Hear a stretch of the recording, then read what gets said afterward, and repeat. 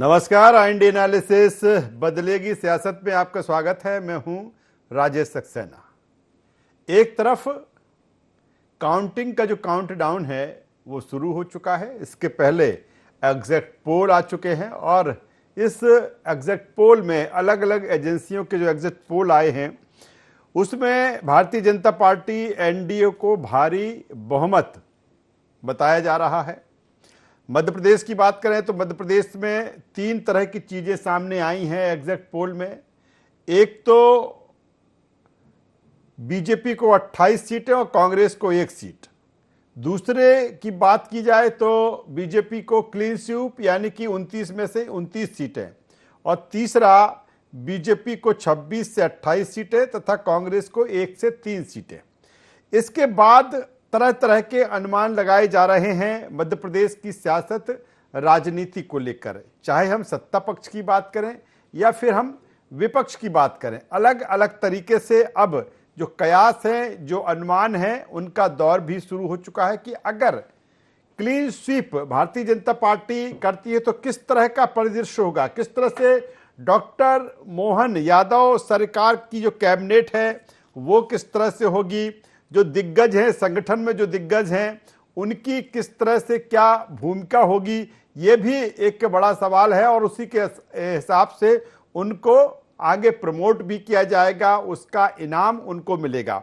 दूसरी तरफ अगर कहीं सीटें 1-2 सीटें कम होती हैं, 3 सीटें कम होती हैं, तो उसके बाद किस तरह की स्थिति है। ठीक ऐसे ही कांग्रेस को लेकर कि अगर कांग्रेस 1 सीट जीतती है तो फिर कांग्रेस पर क्या इसका प्रभाव है, एक भी नहीं जीतती है तो फिर कांग्रेस का क्या प्रभाव है, और या फिर 2 से 3 सीटें वो जीत लेती है तो किस तरह की चीजें कांग्रेस में भी होंगी, क्योंकि वहां पर भी दिग्गजों की जो साख है वो दांव पर लगी हुई है। चाहे वो कमलनाथ हो, चाहे दिग्विजय सिंह हो, जीतू पटवारी पीसीसी चीफ हो, या संगठन से जुड़े जो तमाम नेता हैं, हम उनकी बात करें। और यही चीजें आज हम इस पर डिस्कशन करेंगे, चर्चा करेंगे, विश्लेषण करेंगे, एनालिसिस करेंगे कि आखिर किस तरह की चीजें हो सकती हैं परिणामों के बाद। चूंकि अभी जो कैलकुलेशन है वो एग्जैक्ट पोल जिस तरह से आए हैं उसी के अनुसार है, और मध्य प्रदेश की राजनीति की किस तरह से दिशा और दशा हमें देखने को मिलेगी। आज तमाम सारी चीजों पर, तमाम सारे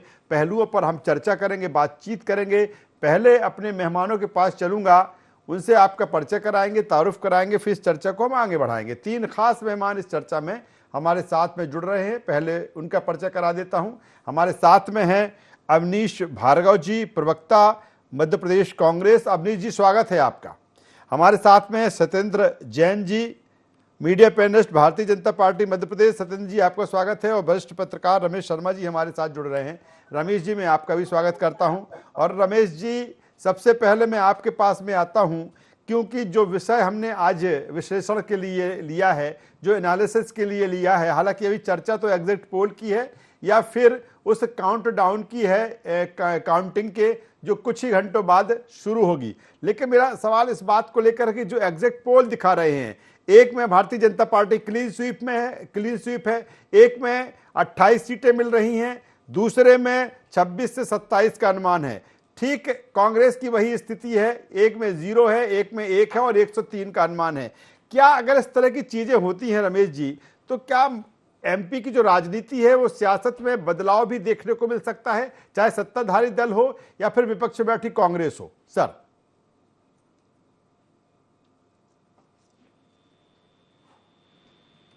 चर्चा भी की है कि भाजपा का पक्ष पलड़ा हमेशा से भारी रहा, और उसका एक कारण मुझे जो लग रहा है कि कहीं ना कहीं कांग्रेस की एक अपनी रणनीति में कुछ ऐसी खामी रही कि जिसमें से अगर हम देखें मध्य प्रदेश की 29 में से 24-25 सीटों पर कोई संघर्ष की जैसी स्थिति नहीं थी। 5-6 सीटों पर संघर्ष की स्थिति बन रही थी, जिसमें 3 में कांग्रेस बहुत अच्छा लड़ रही थी और 2-3 में कहीं ना कहीं भाजपा के भीतर उम्मीदवार को लेकर के सारी की सारी समस्या थी। अब जो एग्जिट पोल आ रहे हैं उसमें कांग्रेस को किसी ने 1 और किसी ने 2 सीट दी है, एक आध किसी ने तो कांग्रेस को 0 पर भी लिया है। अभी कहा नहीं जा सकता, क्योंकि 2-3 सीट ऐसी हैं उनका परिणाम कुछ भी हो सकता है कि कहा नहीं जा सकता। लेकिन उसमें राजेश जी अभी 28 भाजपा के पास है, 1 कांग्रेस के पास है। अब एक आध सीट बढ़ जाए या एक आध सीट घट जाए, इसके अलावा बहुत ज्यादा मुझे परिणाम में परिवर्तन की संभावना नहीं है। अब जो आपने ये पूछा कि क्या संगठनात्मक, तो मुझे अभी नहीं लगता कि चाहे कांग्रेस को एक सीट मिले या 2 सीट मिले या ना मिले, या भाजपा को बाई द वे 28 की बजाय 26-25 ही मिलती है, तब भी मुझे अभी दोनों ही पार्टियों में परिवर्तन की, किसी तरह की संगठनात्मक परिवर्तन की संभावना राजेश जी नहीं दिखती है जी। नहीं, क्या क्या रमेश जी, बिल्कुल, अगर चुनाव के दरमियान हमने देखा जब वोटिंग परसेंटेज कम हुई तो खास तौर पर केंद्रीय गृह मंत्री अमित शाह सामने आए और उन्होंने कहीं ना कहीं खास तौर पर सख्त लहजे में ये कहा कि अगर परफॉर्मेंस सही नहीं है तो फिर उसकी समीक्षा की जाएगी।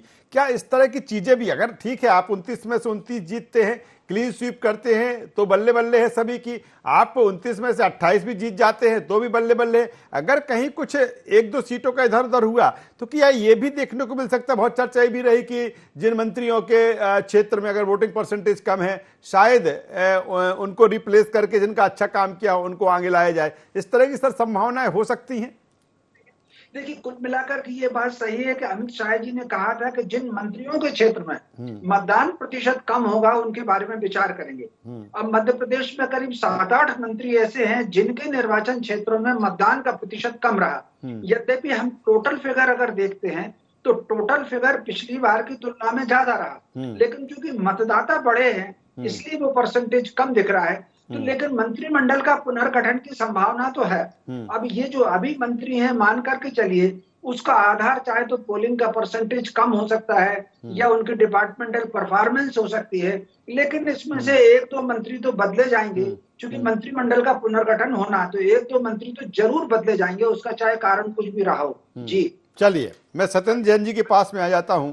सत्येंद्र जैन जी, 2 चीजें काफी अहम है कि जिस तरह से एग्जैक्ट पोल है, निश्चित तौर पर भारतीय जनता पार्टी उससे उत्साहित है, क्योंकि एग्जैक्ट पोल जिस तरह से दिख रहे हैं, कई जो पोल है वो 29 में से 29 दिखा रहे हैं, कई 28 और 1 का जो रेशियो है वो दिख रहा है, कहीं ऐसा भी है कि ये भी माना जा रहा है कि 26 से 27 सीटों को लेकर। लेकिन मेरा जिस तरह से विषय है कि क्या जो चीजें हैं, मैंने जो रमेश शर्मा जी से भी कही थी, या फिर मैं जिक्र उसी बात को लेकर कर रहा हूं कि अमित शाह जी का जिस तरह से जो चीजें कही थी, क्या इस तरह की चीजें भी देखने को मिल सकती है कि नहीं, अगर कुछ इधर उधर चीजें हुई तो फिर जो तेवर दिखाए गए थे उसका असर उसके बाद दिख सकता है, या किस रूप में लेते हैं आप इसे? देखिए राजेश जी, एग्जिट पोल है, मैं सारी एजेंसीज का, न्यूज चैनल्स का, उनके पुरुषार्थ और पराक्रम का प्रशंसा करता हूं, क्योंकि वो देश के कोने कोने में जाते हैं और आज भी तो 44 डिग्री, 45 डिग्री या 47 डिग्री टेम्परेचर रहता है, कहीं कहीं जगह पर तो 48 ऐसा पहुंचा है। तो ऐसी जगह जाकर के उन्होंने पुरुषार्थ किया है, तो उनके पुरुषार्थ की अनुमोदना करता हूँ। साथ ही साथ मैं ये भी कहता हूँ कि जिस प्रकार से उन्होंने जो अभी स्पंदन अभिव्यक्त किया है जनता का, एग्जिट वोट, एग्जिट पोल जो रहता है, जो वोटर होता है एग्जिट करता है, पोल बूथ से निकलता है, पोलिंग बूथ से, उस समय का उनका अभिप्राय लेने का प्रयास रहता है।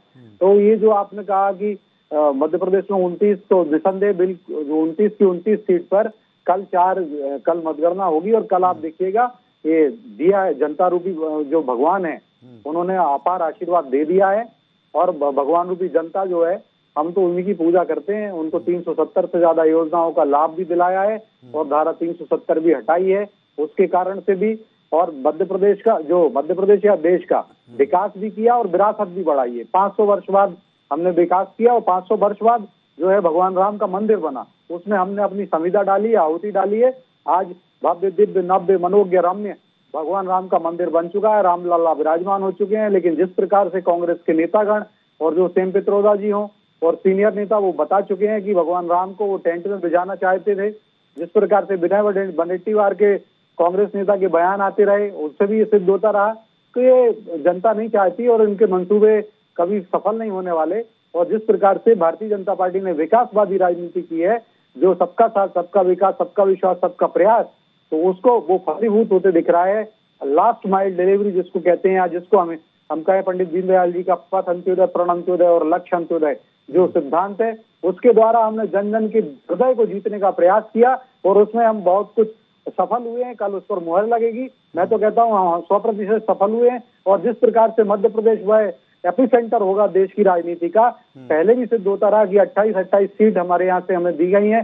अब की बार 29 की 29 सीट देगी और भगवान रूपी जनता देने वाली है। साथ ही साथ जो वोटिंग परसेंटेज है, वो वोटिंग परसेंटेज पिछली बार लगभग 60% था, अब इस बार वह वोटिंग परसेंटेज बढ़ करके 70% के पार निकल जाएगा।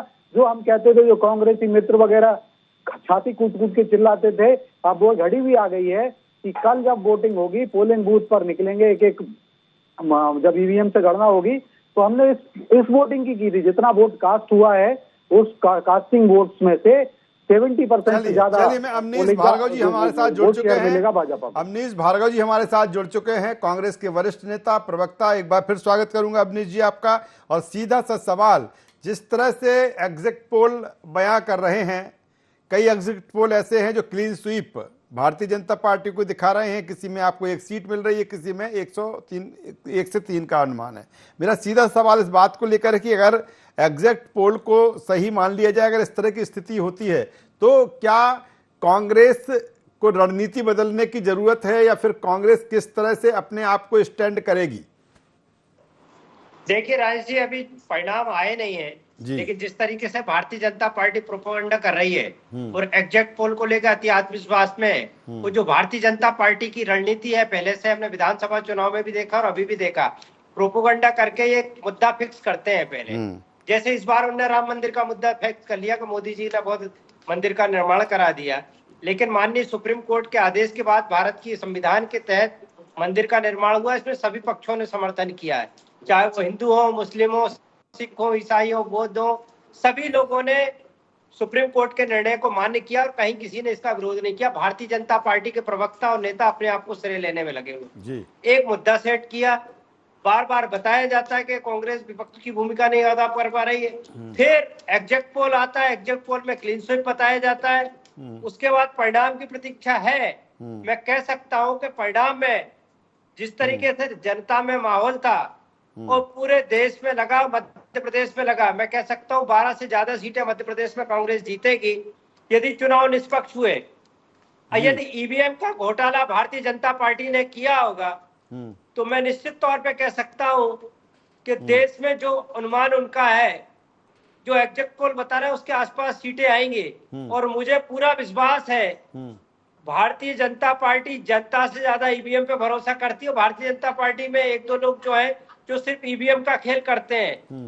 मध्य प्रदेश विधानसभा में पहली बार ईवीएम का खेल हुआ, लोकसभा में 19 में हुआ, 24 में कितना लागू करेंगे ये भारतीय जनता पार्टी तय करेगी। जनता को भगवान मानते हैं अमनीश जी, लेकिन भगवान के लिए काम नहीं करते अमनीश जी, लेकिन बात तो ले दे के वहीं पर आ जाती है अमनीश जी, लेकिन बात तो ले दे के वहीं पर आ जाती है कि जहां पर आप जीत जाते हो तो फिर वहां ईवीएम सही है, जहां पर आप हार जाते हो तो ईवीएम गड़बड़ है। 18 में देखा, एक ऐतिहासिक जीत आपने छत्तीसगढ़ में हासिल की, आपने राजस्थान में की, आपने कर्नाटक में की, आपने हिमाचल प्रदेश में की, वहां ईवीएम मशीन सही थी। 543 जीत जाएंगे जी, तो देश में संदेश क्या जाएगा जी? या 230 सीटें मध्य प्रदेश में पूरी जीत जाएंगे तो क्या होगा? वो पूरी स्टेट एक क्लीन स्वीप में बना लेंगे तो क्या होगा? एक तो स्टेट देख के मैं कह सकता हूं कि लोकसभा चुनाव में ईवीएम का प्रयोग 19 में हुआ था, अब 24 में होने जा रहा है। तो साफ तौर पे देखने को मिलेगा। मतगणना में के अधिकारियों को डरा धमकाने के लिए भी एग्जिट पोल आया है कि आप देख लें कि मोदी जी की सरकार तीसरी बार बन रही है, अधिकारियों पे अंकुश लगाने के लिए और देश के एक वातावरण निर्मित करने के लिए, एक परसेप्शन निर्मित हो जाएगा। कहीं अवनीश जी, कहीं आप लोगों ने भी तो एजेंडा सेट नहीं कर लिया कि इस तरह की चीजें दिख रही अगर होती हैं तो फिर हमें इस स्टैंड पे आगे जाना है? देखिए राजेश जी, कांग्रेस ने कभी सत्ता की लड़ाई हमेशा के लिए नहीं लड़ी है, ये स्वतंत्रता संग्राम की लड़ाई लड़ी है। हमारे नेता जेलों में रहे हैं और जो भारतीय जनता पार्टी के नेता को नाथूराम गोडसे को राष्ट्रभक्त बताते हैं, ये भारतीय जनता पार्टी वो है। वो भारतीय जनता पार्टी का स्वतंत्रता संग्राम में कोई योगदान नहीं रहा। इन्होंने कथित नेता स्वतंत्रता संग्राम के नाम पे खड़े कर लिए कि सावरकर जी हमारे स्वतंत्र संग्राम थे, श्यामा प्रसाद मुखर्जी थे।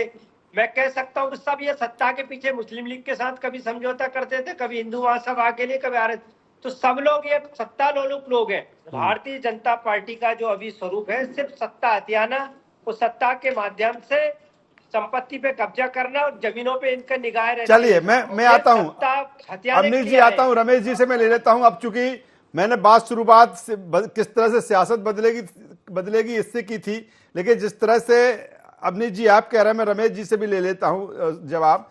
क्या रमेश जी जो चीजें हैं, हालांकि एग्जैक्ट पोल जिस तरह से आए हैं, और सबसे बड़ी बात यह है रमेश जी, लगातार हम आपके साथ विश्लेषण कर रहे हैं, आप भी लगातार अपने अनुभव के आधार पर वो चीज़ें सारी देख रहे हैं, क्योंकि जितनी भी एजेंसियों के जो पोल्स आए हैं उसमें लगभग वही चीज़ें दिख रही हैं। अगर 9 से 10 देखें तो वही चीज़ें हैं, लेकिन जिस तरह से दिग्विजय सिंह जी का भी बयान आ गया, या अवनीश जी जिस तरह से कह रहे हैं कि अगर 300 से ज़्यादा आती हैं तो फिर कहीं ना कहीं ईवीएम में गड़बड़ी है। देखिए, ईवीएम में तो कहीं कोई गड़बड़ है नहीं, और विपक्ष में पार्टियां जब रहती हैं तो वो ईवीएम पर आरोप लगाती हैं। 2009 के चुनाव में अडवाणी जी ने भी ईवीएम पर ही आरोप लगाया था, और ईवीएम को लेकर के चुनाव आयोग कई बार कई चीजों को साफ कर चुका है। कल भी चुनाव आयोग की, कल या आज भी उनकी प्रेस कॉन्फ्रेंस थी, जिसमें उन्होंने कहा था कि अफवाहें ना फैलाएं और चुनाव निष्पक्षता के साथ हो रहे हैं। तो फिर एक बार चुनाव आयोग ने ईवीएम को लेकर के एक प्रदर्शन रखा था, राजनीतिक दलों को बुलाया था, उसमें कई लोग गए नहीं। तो कुल मिलाकर के ईवीएम तो ठीक है, अपनी जगह है, लेकिन इसके अलावा भी पूरे चुनाव प्रचार में राजेश जी दृश्य बिल्कुल साफ दिख रहा था। और ये जो अभी एग्जिट पोल कल आए हैं परसों के दिन, उसमें अगर आप देखेंगे तो एक भी ऐसी संस्था नहीं है, करीब 1 दर्जन लोगों ने आकलन किया हुआ है। कई आकलन तो ऐसे थे कि जिन्होंने करीब 10-10 लाख लोगों से संपर्क किया है, वो सब पूरा का पूरा आया है। तो उसमें से कोई एक ऐसा नहीं है जिसने 350 से कम भाजपा गठबंधन को दिया हो। एनडीए को 350 प्लस ही गया है, सबसे कम किसी ने 53 या 54 दिया है, बाकी दो ने 400 तक दिया है। तो एक सिरे से ये लग रहा है कि कहीं ना कहीं वातावरण भाजपा के पक्ष में है और मोदी की छवि को लेकर के है। जी चलिए, मैं उस विषय पे भी आऊंगा जो विषय लेके मैं आज आगे बढ़ा था। ये विषय भी है क्योंकि भारतीय जनता पार्टी अब ये कह रही है, मध्य प्रदेश का संगठन ये कह रहा हो, नो डाउट एमपी के संगठन की जिस तरह से चाहे पीएम मोदी हो, चाहे अमित शाह हो, चाहे उनके जेपी नड्डा जी हो, एमपी के संगठन की बहुत बात होती रही है उनके परफॉर्मेंस को लेकर। ये भी कहा जा रहा भारतीय जनता पार्टी की तरफ से कि जिस तरह की चीजें हैं, जिस तरह से वो दावा कर रहे हैं कि 29 में से 29, तो कहीं ना कहीं एक अध्ययन का मॉडल बनेगा यहाँ का संगठन। लोग ये जानेंगे, समझेंगे कि आखिर इस तरह की चीजें किस तरह से संगठनात्मक स्तर पर कैसे हो रही हैं, कि जो तमाम सारी कार्य योजना तैयार होती है फिर उसका इम्प्लीमेंटेशन सही तरीके से किया जाता है। रमेश जी, इस पर मैं कमेंट चाहूंगा आपसे। नहीं, निश्चित रूप से एक बात समझ लीजिए, 29 की 29 उन्होंने दावा ये सोच करके किया था कि उनके पास 28 सीट तो हैं, और जिस तरीके से छिंदवाड़ा में मतदान के करीब 2 महीने पहले से कई लोग भाजपा के संपर्क में थे और वो टूट रहे थे, और वो आए भी, उसमें से कई लोग टूट करके, तो भाजपा ने फिर 29 का दावा किया। लेकिन उसमें ये 29 सीट जीत भी सकते थे, लेकिन कई जगह ये देखने में आया है कि भारतीय जनता पार्टी का कार्यकर्ता ओवर कॉन्फिडेंस में रहा, और हम तो जीत ही रहे हैं तो मेहनत काहे के लिए करें। तो उन्होंने जो हमेशा करते थे, मतदाता से संपर्क, घर घर जाकर के दस्तक देते थे, इस बार उसमें कुछ कमी रही, इसलिए मतदान का प्रतिशत कुछ कम रहा। हालांकि पिछली बार की तुलना में टोटल फिगर अगर देखें तो वो कम नहीं है, लेकिन वोटर नए बढ़े हैं, इसलिए मतदान का प्रतिशत कम रहा। इसीलिए अमित शाह जी ने ये बात कही थी कि मतदान का प्रतिशत क्यों गिर रहा है। तो कुल मिलाकर के, लेकिन फिर भी ये 2 सीट ऐसी हैं, एक छिंदवाड़ा की और एक राजगढ़ की, उसमें से कोई भी जीत जाए आश्चर्य नहीं होगा। लेकिन एक बात जरूर राजेश जी, हारे और जीते कोई भी, चाहे कांग्रेस जीते या भाजपा जीते, लेकिन जैसे छिंदवाड़ा में पिछली बार जो जीत का अंतर था, उस अंतर में वृद्धि होगी। अगर कांग्रेस जीतेगी तब भी वृद्धि होगी, और अगर कांग्रेस हारेगी, भाजपा जीतेगी, तब भी पिछली बार की तुलना में जो हार जीत। चलिए, बेहतर बात रमेश जी आप कर रहे हैं। मैं सत्येंद्र जैन जी के पास में आता हूं। सत्येंद्र जी, आप कुछ कह रहे थे, अमनीश भार्गव जी जिस तरह से अपनी बात रख रहे थे उस समय। सत्येंद्र जी कह रहा था कि देखिए, राहुल गांधी जी भी कह रहे हैं सिद्धू मूसेवाला का गाना सुना है, उसने उसके गाने के हिसाब से 295 सीट। तो भैया एक गाना अलग होता है ना, मैं राहुल जी को ये बोलना चाहता हूँ। ये इलेक्शन का वो जो पोलिंग का वो जो एग्जिट पोल है, ये प्रचार पराक्रम किया गया है मीडिया एजेंसीज के द्वारा। उसके द्वारा उन्होंने हर जगह का बता करके डेटा बोला है, कोई गाने से तुलना नहीं हो सकती एग्जिट पोल की। और वो कह रहे हैं 250। अच्छा, सिद्धू मूसेवाला को सोचिए, सिद्धू मूसेवाला की पुलिस की सुरक्षा आम आदमी पार्टी ने हटाई वहां पर, जिसके कारण उनको गोलियां मारी गई और बेचारा उनकी हत्या हुई। हमें भी उनकी उस पर श्रद्धांजलि है और हमें बड़ा दुख है उस बात का। और लेकिन कांग्रेस बताए कि उसी आम आदमी पार्टी के साथ गठबंधन क्यों कर लिया, जिसकी सरकार ने उनकी सुरक्षा हटाई, जिसके कारण उनको जान से हाथ धोना पड़ा, उनके परिवार को बड़ा दुखी होना पड़ा, और उनकी माताजी को अभी एक नया टेस्ट ट्यूब बेबी के द्वारा एक उनके घर में एक नया मेहमान भी आया है। तो मैं बताऊं कि कांग्रेस तो इसमें एक्सपोज हो जाती है। और साथ ही साथ सिद्धू मूसेवाला वो व्यक्ति हैं, इनको टिकट भी क्यों दिया था कांग्रेस ने, जब ये अपनी टी शर्ट पहनते तो उससे जो भिंडरावाला की फोटो लगाते हैं, भिंडरावाला का पोस्टर है, और भिंडरावाला ये जो थे और जो रहे उन्होंने इंदिरा गांधी की हत्या में शादी हुए। मैं बता दूं एक चीज है, आप दूसरी बात ले लीजिए, जयराम अब ईवीएम की बात थी राजेश जी, ईवीएम तो देखिए अब ईवीएम तो ऐसा है कि मुन्नी बदनाम हुई वाली बात हो जाती है, वो गाना है ना, ईवीएम बदनाम हुई कांग्रेस तेरे लिए। और खुद चुनाव आयुक्त जी ने कहा, मुख्य चुनाव आयुक्त भारत के, उन्होंने कहा कि वफा खुद से नहीं होती और खता ईवीएम की कहते हो। और आज भी उन्होंने कहा इसी ईवीएम के ऊपर कि मेरे को शब्द आ रहे हैं लेकिन मैं बोलना नहीं चाह रहा। मतलब क्या बोलना चाह रहे थे वो समझ जाइए। एक वीडियो उनका आज की प्रेस कॉन्फ्रेंस में वायरल हुआ है बयान, जब फॉर्म 17C दिया जाता है, सब दिया जाता है, उसमें सारे सिग्नेचर होते हैं, प्रत्याशियों के होते हैं, पोलिंग एजेंट के होते हैं, सारी चीज होती है। तो ईवीएम देखिए, मैं बता दूं, अगर ईवीएम पे खाता ईवीएम की कहते हैं कांग्रेसी, तो मैनिफेस्टो में ईवीएम के द्वारा चुनाव लड़ने का इनको संकल्प नहीं लेना था, उसमें लिख देते कि बैलेट पेपर से चुनाव कराएंगे, वही भी नहीं कराएगा। इनके मैनिफेस्टो में इन्होंने भी लिखा है कि ईवीएम से चुनाव कराने की बात। तो ये सारी की सारी दिग्विजय सिंह जी या भूपेश बघेल जी जैसे नेताओं के मंसूबों पर पानी फेरना है, कुठाराघात करना है, कांग्रेस ने पहले ही कर दिया था अपने मैनिफेस्टो से। और इसी प्रकार से आप देखिए, नाथूराम गोडसे की बात निकाली मेरे मित्र ने, जो वरिष्ठ नेता हैं हमारे कांग्रेस के, मैं उनको बता दूं, आप बताइए नाथूराम गोडसे की पूजा करने वाले बाबूलाल चौरसिया हैं, और बाबूलाल चौरसिया को भारतीय जनता पार्टी के लोग बनवाते हैं। अरे आप सुन लीजिए भार्गव जी, 10 सेकंड दीजिए, बात आ रही है। भारतीय जनता पार्टी महिमा मंडित करती है। सत्येंद्र जी प्लीज, अब मैं अवनीश भार्गव जी से मैं चाहता हूं बराबर सबकी बातें आए, अपने अपने पक्ष रखने का सबको अधिकार है। मैं अवनीश जी के पास में आता हूं। अवनीश जी मेरा मैं लगता है कि थोड़ा चर्चा और पॉइंट नंबर 7 में मिलती है, विषयांतर्गत हो रही है, तो मैं चलिए सदन जी, मैं अवनीश जी से कमेंट लूंगा। अवनीश जी, मैं संगठन की बात मैंने की, चीजें ये बहुत आगे निकल गई है, मुझे लगता है जो हम चर्चा कर रहे हैं। मेरा सीधा सवाल है कि जो संगठनात्मक स्तर पर देखें, जो कि भारतीय जनता पार्टी का जो ताना बाना है, कहीं ना कहीं जो चीजें दिख रही हैं, हालांकि एग्जिट पोल में अभी दिख रही है, हालांकि आप दावा 12 से 15 सीटों का करते रहे हैं, क्या कहीं ना कहीं संगठन स्तर पर बहुत आप पीछे भारतीय जनता पार्टी से रह जाते हैं? वो एक एक चीज बारीकी पे से बूथ लेवल तक जिस तरह से करते हैं, वो कहीं ना कहीं वो अंतर कांग्रेस में देखने को मिलता है। अवनीश जी देखिए राजेश जी, भारतीय जनता पार्टी की संगठन की बात करें तो निश्चित तौर पे ये झूठ की बुनियाद पर खड़ी हुई पार्टी है। ये लोगों के बीच एक कैडर बनाती है और अफवाह फैलाती है कि ये अफवाह नीचे ऊपर से नीचे तक फैलाती है। इनका एक कैडर होता है। कांग्रेस पार्टी मासवेस पार्टी है। कांग्रेस जो काम करती है उसके आधार पर जनता के ऊपर छोड़ देती है कि उसका आकलन किया जाए कि हम क्या सही कर रहे हैं और क्या गलत कर रहे हैं। हम उनको कोई फीडबैक नहीं देते कि एक प्रोसेस में हमने एक अफवाह फैला दी किस तरीके से आपको करना है। जैसे भारतीय जनता पार्टी ने अफवाह फैला दी कि राम का मंदिर माननीय नरेंद्र मोदी जी ने बनवाया, नरेंद्र मोदी जी नहीं होते तो नहीं बनता। नरेंद्र मोदी जी ने कह दिया कांग्रेस की सरकार आ गई तो राम मंदिर पे बुलडोजर चल जाएगा। कांग्रेस पार्टी ने कह दिया कि मोदी जी ने कहा मंगलसूत्र छिन जाएंगे। तो भारतीय जनता पार्टी का जो कैडर है वो झूठ की ट्रेनिंग लिए होता है। झूठ बोलो, बार बार बोलो, निश्चित तौर पे इनका संगठन मजबूत है। तो इसलिए कि ये काम के आधार लेकिन अवनीश जी, आपको नहीं लगता कि आपने रामलला की प्राण प्रतिष्ठा का निमंत्रण ठुकराया, उसका खामियाजा आपको इस चुनाव में भुगतना पड़ रहा है? आप ही के पार्टी में रहे प्रमोद कृष्णन वो साफ तौर पर कह रहे हैं कि अगर उनके चौखट पर चले जाते तो ये स्थिति नहीं होती। भारतीय जनता पार्टी का प्रवक्ता देख ले, नेता देख ले, झूठ के अलावा और गलत अफवाह के अलावा कभी बात नहीं करता। बात कहीं और चल रही होती है। मूसे वाले को मरवाने में कांग्रेस का हाथ, इस पे आप पेश कर दिए। दूसरी तरफ आप कर रहे टी शर्ट पे मुंड्रा वाले का वोट हुआ है, तो यही पता नहीं पड़ रहा कि मूसा वाले के समर्थन में है, क्या आम आदमी के पक्ष में है कि पक्ष में है। केजरीवाल जी को आप बाहर चाहते हैं कि जेल में चाहते हैं। जो तानाशाही और हिटलरशाही से नरेंद्र मोदी और भारतीय जनता पार्टी ने चुनाव लड़ा है, चुनाव नहीं हो सकता। ये अराजकता का वातावरण देश में निर्मित कर रहे हैं। देश को तोड़ने का प्रयास भारतीय जनता पार्टी।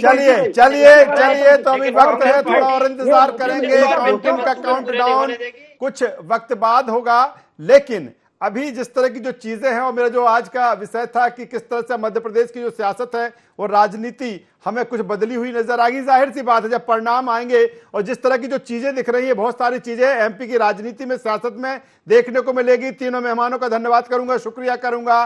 तो जिस तरह से जो मतगणना का समय है, कुछ घंटे उसमें बाकी हैं, लेकिन उसके पहले तमाम मुद्दों पर, तमाम विषय पर, तमाम एंगल पर जिस तरह से चर्चा की जा रही है कि इस तरह की चीजें होंगी अगर, तो फिर किस तरह की राजनीति या सियासत मध्य प्रदेश की हमें देखने को मिलेगी, चाहे सत्ताधारी दल की बात करें या फिर हम विपक्ष की बात करें, कांग्रेस की, ये तमाम सारी चीजें हैं। लेकिन अभी जो काउंटिंग का काउंटडाउन है वो शुरू हो चुका है, और जिस तरह से कल सुबह से मतगणना शुरू होगी और कल जब रिजल्ट आएंगे तो तमाम सारी चीजें न केवल देश की बल्कि मध्य प्रदेश में हमें एक अलग तरह की देखने को मिलेंगी। इंडियन एनालिसिस बस इतना ही। IND 24 पर खबरों का सिलसिला लगातार जारी है, बने रहिए हमारे साथ। नमस्कार।